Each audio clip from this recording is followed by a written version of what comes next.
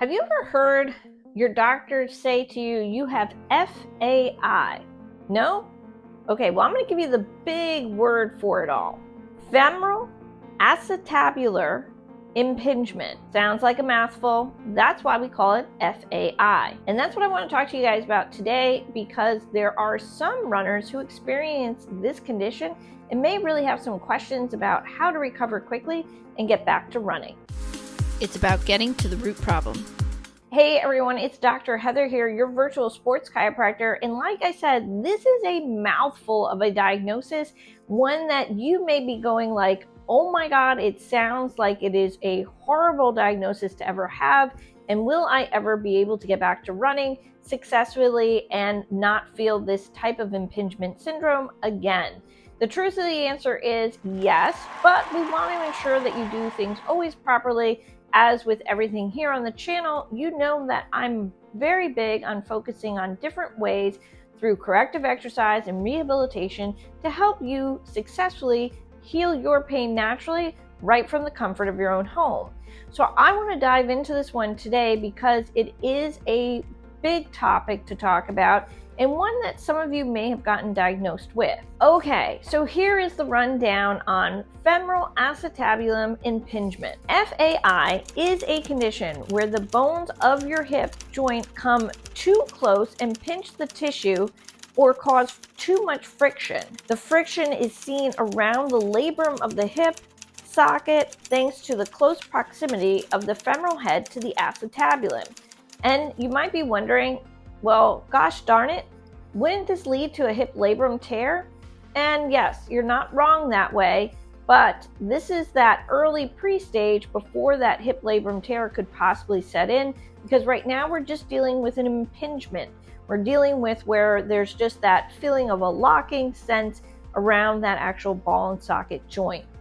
Here are the symptoms that you could be experiencing if you have FAI. Clicking or locking around the hip joint, pain located near the groin area, pain after sitting for long periods of time, difficulty putting your socks on, pain when walking up hills. Now, you may also be saying to yourself, well, how is this actually different from a hip flexor strain?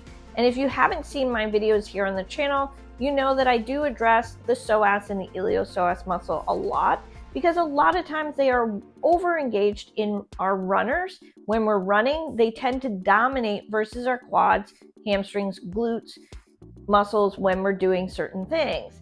Now, like I said, one of the symptoms here is when you're actually trying to put your sock on, which means then you have to go ahead, try to bring the knee towards the chest, which is hip flexion, and then obviously cross the leg, which does involve the piriformis muscle, which you've probably seen from various other videos, controls internal and external rotation of the hip joint. So now to really understand if there's a difference between a hip flexor strain and FAI, honestly, you need to go get that imaging done. Not just the x-ray, but also get the CAT scan to really determine what type of impingement are we dealing with here, and are we possibly already starting to damage the labrum?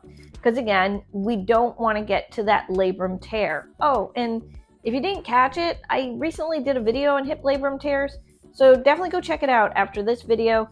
I'll make sure I leave that link in the description box for you. Okay, let's get back to FAI. So once you've been diagnosed with this type of condition from your orthopedist, don't start stressing, but do the recommended PT. Physical therapy, that's what I'm talking about. Go and get the recommended physical therapy that is needed to successfully help you in your healing journey. Because here's the thing, we do want to make sure that we're getting the hip fully checked out, because if running is still one of those goals that you have, we want to ensure that you return to running safely. And the best way to do that is to truly start with the traditional PT. Now, I'm going to sound like a beaten record when I say this, but once you get discharged from PT, get the gait analysis done. Now, I will say this, if you are going to a physical therapist who deals with a lot of runners or is a more sports-oriented physical therapist or a sports doc like myself, they might already have done a gait analysis on you. Ask for them to do it again towards the end of your PT, right around that discharge period, because chances are your gait has changed. And I've stressed this numerous times right here on the channel. Because of that injury, you may now start having a different type of gait, and we want to really ensure that when you do go back to running, we don't have any secondary problems or issues that pop up. We want to make sure that your body feels solid when it's hitting the pavement, hitting the roads, hitting the trails. We want to really make sure that you're feeling comfortably on those surfaces, as well as both legs are working equally as hard and we're not just dominating on one side. So do ask your PT if you can get that gait analysis done. And if you're unsure of where to get a gait analysis done, guess what? I've got a free gait analysis for you guys, which you can go ahead and grab. This is a chance for you to send me some video of you running in slow-mo. I'm going to go ahead, take a look at it. We'll jump on a call and we'll really go through it together. Now, the best part, no strings attached, and I'm actually not going to even try to sell you anything. That's a guaranteed promise. All I want to do is help you figure out how to run better and faster and hit those goals.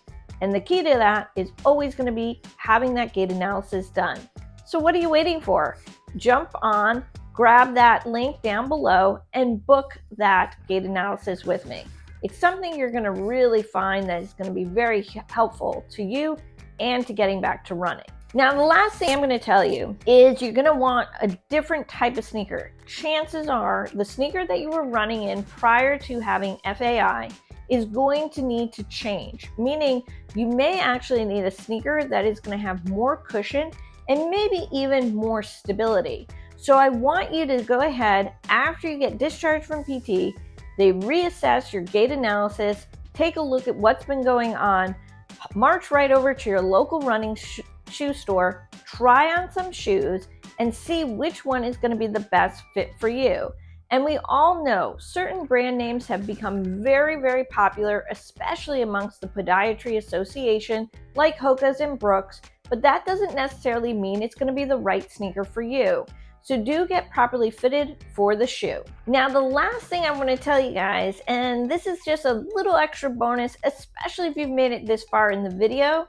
Well, as we all know, whenever we have an injury in our body, usually there is more inflammation buildup. So what could we possibly take to help with that? Turmeric. Turmeric is a great supplement to really help in decreasing inflammation throughout our body. Just double check that it doesn't interfere with anything else that you're taking, especially if you are taking a host of different types of medications for any other types of conditions that you may be experiencing. All right, everyone, I hope you really enjoyed this little video on FAI, femoral acetabular impingement. And guess what? I'll always catch you in the next video.